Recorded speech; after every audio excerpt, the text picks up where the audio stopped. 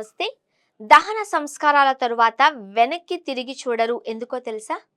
Correct reason ఇదే. మరణించిన వ్యక్తికి అంతిమ సంస్కారాలు నిర్వహించడం సాధారణ విషయమే. అయితే అంతిమ సంస్కారాలకు హిందూ మతంలో 16 ఆచారాలు ఉన్నాయి. చివరి ఆచారమే దహన సంస్కారం. ఆ తరువాత శరీరాన్ని వీడిన ఆత్మ తన కొత్త ప్రయాణం మొదలు పెడుతుంది. దహన సంస్కారాలు చేయకుండా ఆత్మ తన పాత గుర్తింపు, బంధువులతో ఉన్న అనుబంధాన్ని దూరం చేయలేము అని పండితులు చెబుతారు. అంతిమ సంస్కారంలోనూ కొన్ని సాంప్రదాయాలు ఉన్నాయి. అలాంటి ఒక సాంప్రదాయమే మృతదేహాన్ని దహనం చేసిన తరువాత వెనక్కి తిరిగి చూడకపోవడం.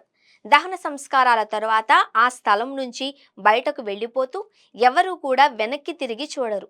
దీని వెనుక ఓ కారణం ఉంది. దహన సంస్కారాల తర్వాత మృత శరీరం చితిమంటల్లో దహనమవుతుంది. కానీ ఆత్మ ఉనికిలోనే ఉంటుంది అంటారు. ఆత్మను ఆయుధంతో కోయలేము అని, అగ్నిలో కాల్చలేము అని, నీటితో తడపలేము అని, గాలితో ఎండబెట్టలేము అని భగవద్గీత స్పష్టం చేస్తోంది. అందుకే మరణం నుంచి అంత్యక్రియల వరకు అన్ని ఆచారాలను ఆత్మ చూస్తూనే ఉంటుంది. గరుడ పురాణం ప్రకారం మరణం తర్వాత కూడా ఆత్మ తన కుటుంబంతో అనుబంధంగా ఉంటుంది. తన కుటుంబ సభ్యుల చుట్టూ తిరుగుతూ ఉంటుంది. ఆ మృత శరీరానికి నిప్పు పెట్టడం అంటే ఆత్మను శరీరంతో ఉన్న అనుబంధాన్ని తెంచివేయడమే. శ్మశాన వాటిక నుంచి బయటకు వెళ్లే సమయంలో వెనక్కి తిరిగి చూడకుండా ఉంటే ఆ ఆత్మ తన కుటుంబంతో ఏదైనా సంబంధం కలిగి ఉండాలి అనే ఆశను కోల్పోతుంది.